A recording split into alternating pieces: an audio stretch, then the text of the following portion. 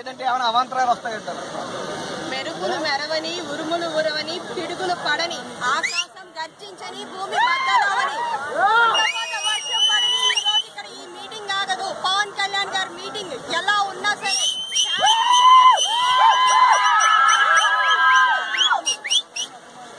ముఖ్యంగా చూస్తుంటే కనుక కేంద్ర ప్రభుత్వం హోదా ఇవ్వం, మేము ప్రత్యేక ప్యాకేజీ ఇస్తామని చెప్పి అంటాం. ఇటువంటి పరిస్థితుల్లో ఈ రోజు ఈయన ఏం మాట్లాడబోతున్నారు?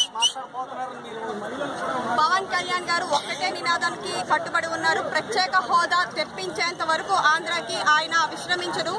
డెఫినెట్ గా ఈ రోజు ఆయన ఏం మాట్లాడతారు అనేది రెండు రాష్ట్రాలు తెలుగు ప్రజలే కాకుండా దేశం యావత్తూ కూడా ఆసక్తిగా ఎదురు చూస్తుంది.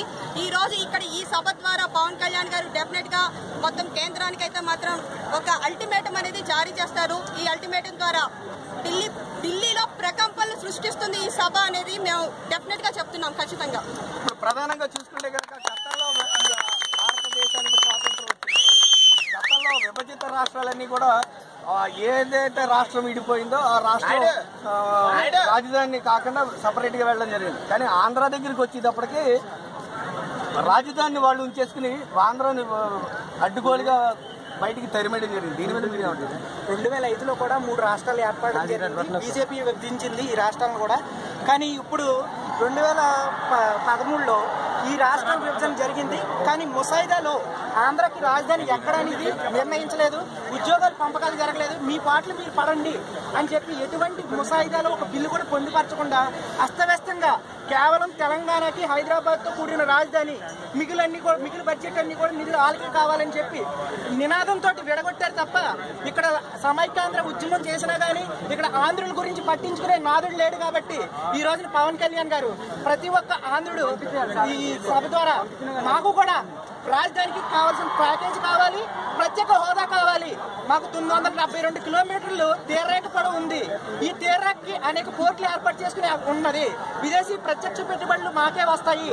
అందువల్ల ఇతర రాష్ట్రాలతో పోటీ పడి కూడా మేము కూడా ఫ్యూచర్ లో అభివృద్ధి చెందించుకోవాలి. కాబట్టి మేము వెనకబడి ఉన్నాం. కాబట్టి 29వ రాష్ట్రాన్ని వెనకబడి ఉన్నాం. కాబట్టి ప్రత్యేక హోదా ఖచ్చితంగా అవసరం అని చెప్పి మనం చేసుకుంటాం. ముఖ్యంగా చూసుకుంటే కనుక కొంతమంది కాలేజీ విద్యార్థులు కూడా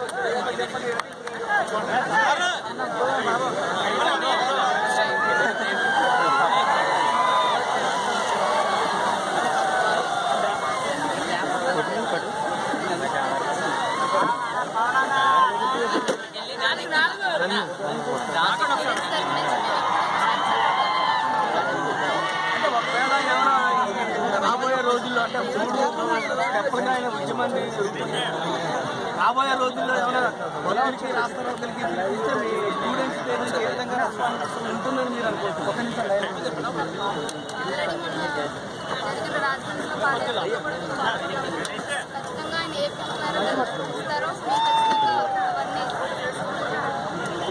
చెప్పండి. ముఖ్యంగా చూసుకుంటే కనుక మనకి ఒక ప్రత్యేక హోదా ప్రత్యేక